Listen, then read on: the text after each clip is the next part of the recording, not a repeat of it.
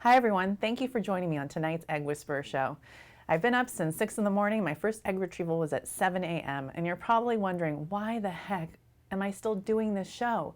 And the reason is that I want to leave a legacy. I want people to know how I think you should be cared for if I'm not around.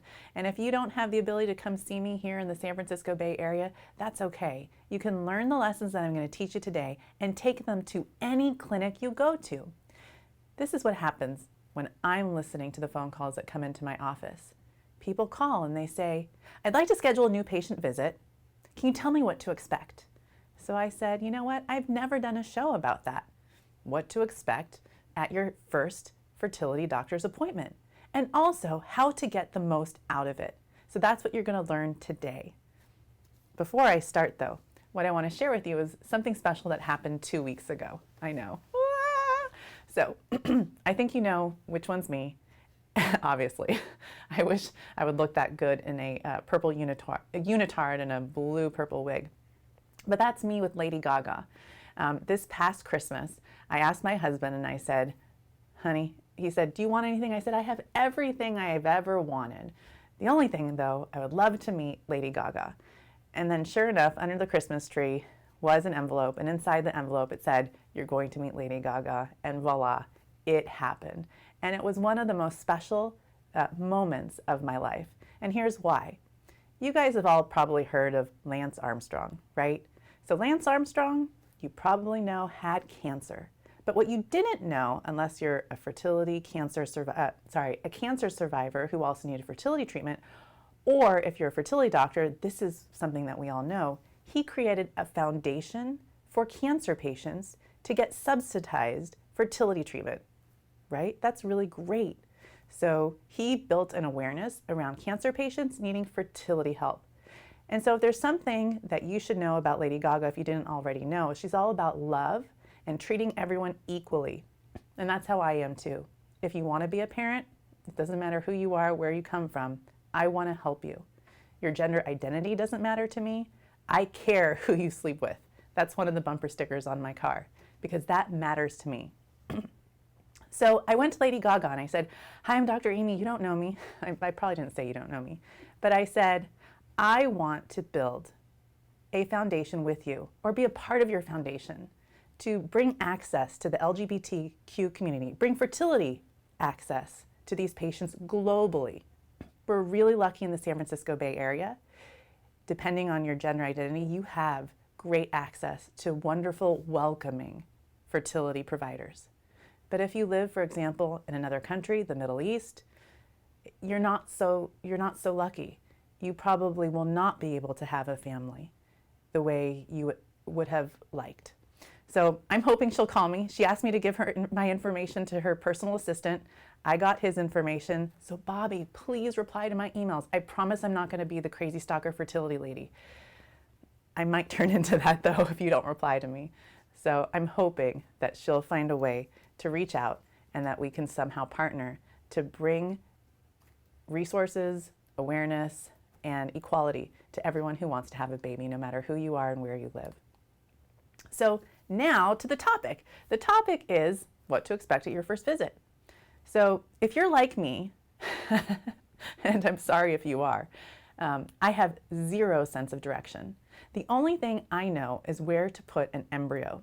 I tell people that my name is Amy for a reason, A-I-M. I certainly know how to aim that catheter in the right spot. But if you're like me, I'm sorry, I have zero sense of direction. Patients come from all over. They come from the South Bay, they come from San Jose, they come from Sacramento. And I just say, wow, that sounds far. But if I'm going to a visit at a doctor's office for the first time, and no, this is not what my office looks like, but that's a pretty cool building, be sure to know exactly where you're going ahead of time. Set aside enough time, and I strongly recommend that you get there a little bit early. If you have medical records, be sure to bring a paper copy with you. Even if they asked you to upload them electronically or have a version faxed, I can tell you, I love flipping through paper. I know so many offices are paperless. It just gets me, or it helps me get to know my patients by talking to them, by visualizing the records, and also looking ahead of time at their records in my system. So our process is to get you registered, to get your information. If you've done cycles or have done treatment elsewhere, have had levels drawn, semen analysis, we like to bring that all in before your appointment. So make sure that you're giving yourself enough time to gather that information. Call before and also ask and say, hey, did you get the records that I had sent from that other office? You have to be the director. Ultimately, I'm the project director of this master baby plan, but I really want my patients to be a part of the process too and be as involved as possible. So it sounds like a silly thing to know where you're going, get there ahead of time, be super organized, and get your records ahead.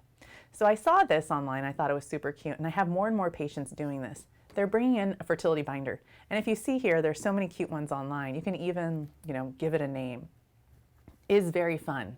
For example, for IVF, your IVF binder, or your fertility binder, or don't even make it fertility so you can walk around with it. And I mean, who cares what other people think? But that way it doesn't have fertility on the outside. You can just put your name on it and have all your records organized by date. I see patients that have been trying for 9, 10 years until they've seen me. They've done 4 or 5 IVF cycles. I love it when they come in with everything compartmentalized by date, lab tests in one section, imaging tests in the other section. I can just review it. That makes the visit super efficient. Rather than seeing someone who's done cycles elsewhere, and then I'm just asking them and having the patient say, well, I don't know. Oh, I don't know. Well, that's not going to happen with me because I'm going to make sure that we do the work ahead of time to get your information so we can review things so your appointment is as efficient as possible. And now for the Tushy Method. I'm like trying to think if there's some silly hand dance or something else I can do. You've probably heard me sing the Tushy Method. I have not come up with an official song, but I'm going to keep on singing this, talking about it, doing Tushy Talks every Tuesday until everybody knows these simple tests. Day after day, time and time again, patients come to me. This week especially, I saw a patient 3 years of trying to conceive. She's gone to a fertility doctor. She's gone to a gynecologist. I was stunned. Not a single pelvic ultrasound. How does that happen? I did an ultrasound. Fibroids, huge fibroids. I'm very happy she's not symptomatic. I'm very happy she doesn't have heavy bleeding, but they're so large that they are probably part of the issue. So make sure that you ask when you go to that fertility visit and say, am I going to have an ultrasound? And people who have seen my ultrasound machine, I have the latest version. I carry the smallest probe, and I'll show you a picture of a probe that you can find on the market because I want the pelvic ultrasound to be as comfortable as possible. I know that sounds weird. And patients sometimes ask if I'm on my period, should I still come in? And the answer is yes. Don't you know my mantra? If your period has started, think of me. So please come on in because that means my job is not done. And when your period started, it's a fresh start for us to start planning, start doing extra tests, for example, the FSH and estradiol test. So if you haven't had the elements of your Tushy checked, like your tubes, ultrasound, sperm health check, hormone check, and your genetic profile, make sure that you want to do some of those things before you go in. So the 2 of the things that I love for patients to do before they see me is at least the AMH level and a semen analysis. So those 2 things will be very helpful for us to talk about and review so that when I've done the ultrasound, I can talk about what the fertility factors are, what additional tests we want to do, what I think the fertility diagnosis is, and what the treatment options are that are going to treat the diagnosis. And we always talk about future family planning, how many babies you want, what is it going to take to get there at the age that I'm seeing you at. Okay, so now let's talk about Wanda. So that's Wanda right there. My Wanda, I feel like should be a karaoke machine. I feel like she should be like, did you guys watch the Super Bowl? The Super Bowl? That was boring. But there were so many robots in there, so I got thinking, wow, wouldn't it be super cool if my ultrasound machine could be a robot and then I can ask it to make me lattes? I tell you, I sit at that robot or that ultrasound machine all day long. Sometimes I feel like it has feelings. So when I use Wanda, the wand, when I use that pelvic ultrasound, I'm talking to the patients, I'm making sure that they're comfortable. But the one thing everyone asks me or tells me is they say, Dr. Amy, I haven't shaved today. And if you're one of my patients, you know what I'll say next. I'll say, don't worry, I haven't either. I really haven't. So I can tell you that I care nothing at all, not even a little bit about your hairy legs. I promise you, I'm not looking to see where, or if you've had a Brazilian. Those kinds of things don't matter to me. So don't hold up your first visit with a fertility doctor because you missed your waxing appointment. Don't hold up your first appointment because you feel like you want to look better, have better hair, or lose weight beforehand. Your fertility isn't skin deep. I believe in you. I believe in your future fertility. You know, I want every patient who comes to see me to see the same things that I see in them. And I promise you, I'm not looking at your legs. I'm not looking at your painted toes. I'm not looking at any of that. So moving on, one of the things that we talk about in my office, if patients haven't done some of the things, for example, on site, I can do a blood draw. I do the blood draw. Dr. Amy. And in fact, funny story, I was talking to a patient, I brought her in, I go out to the waiting room and I had her sit down and I said, you know, let's talk, tell me what's going on, what do you think the problem is? And we start talking and I look patients right in the eye. 10 minutes in, she goes, wait, are you Dr. Amy? So that was just a funny story. So yes, Dr. Amy, very important, this is the shirt I wear at work all day long, very important to know who you're talking to.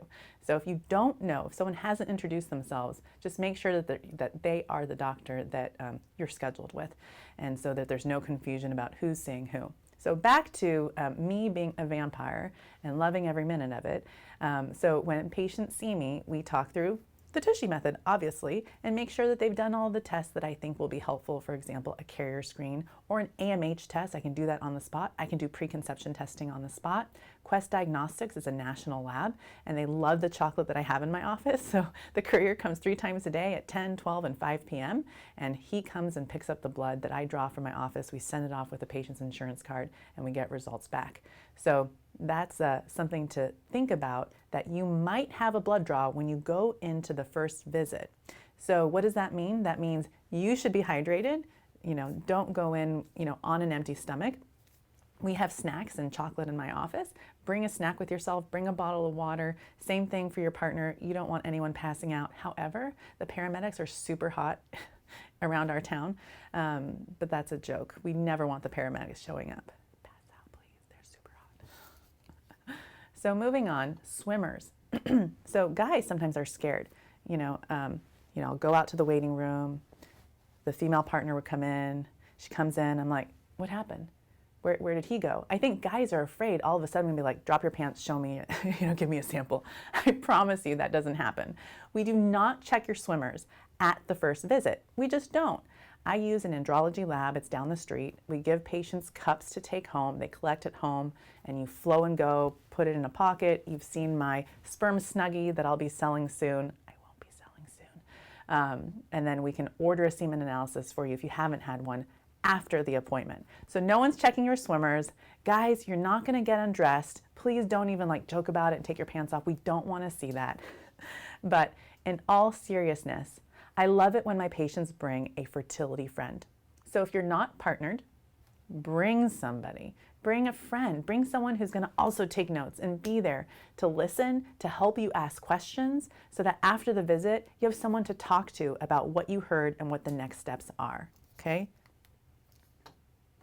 So I think of myself as a personalized navigator. I'm like your Google Maps for fertility, right? I'm like Dr. Amy Direct Connect. I'm like, fertility doctor in your pocket. Get it? I'm basically, like I said earlier, your baby project manager. So I tell people, I'm your tour guide. I'm going to tell you what I think it takes to get to the destination, that what it'll take to get there. And then ultimately, it's up to you to choose your own adventure, but I'm going to prepare you for whatever adventure you choose. So whatever you choose, it's going to be as successful as possible. So I'll give you an example. Let's say I have a patient and the FSH is a little bit high, and I'm worried that maybe doing IVF makes more sense, but she chooses IUI. I'm going to be super supportive of that choice, and I'm going to equip her, because I've had so many patients get pregnant with IUI, get pregnant naturally with a high FSH. I'm going to tell her what she needs to know to be successful. So be sure to ask your fertility doctor, again, what's my diagnosis? What is the best treatment plan for me? If I choose something else, what are you going to do to optimize my chances? And let's do that. So in an attempt to try and talk more tushy talk, we did something super fun last week. and we did something called Tushy Talk Twitter Party. And if you haven't seen it yet, please do go to Twitter and you can just put in Tushy Talk and you'll kind of see all the chats. So I'll be doing this more often. You can ask me questions on Twitter and I'll be replying, and then other people can follow the Twitter chat, and then hopefully we'll have more Tushy Talk, and maybe we should just take shots every time I say the word Tushy. Shots, get it? Fertility shots.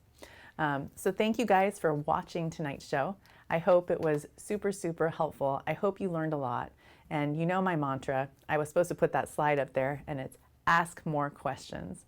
So for my patients at the end of the visit, I always send them a summary, and I call it your personalized fertility care plan.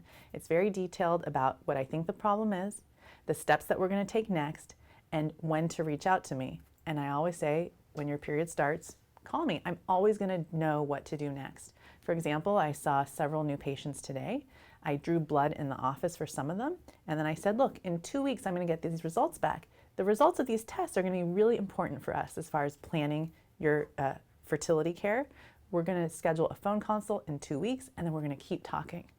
So if you find that you're not getting the fertility support that you need, if you find that you're not having someone that's listening and believing in you and your goals, there's so many like-minded doctors like me out there.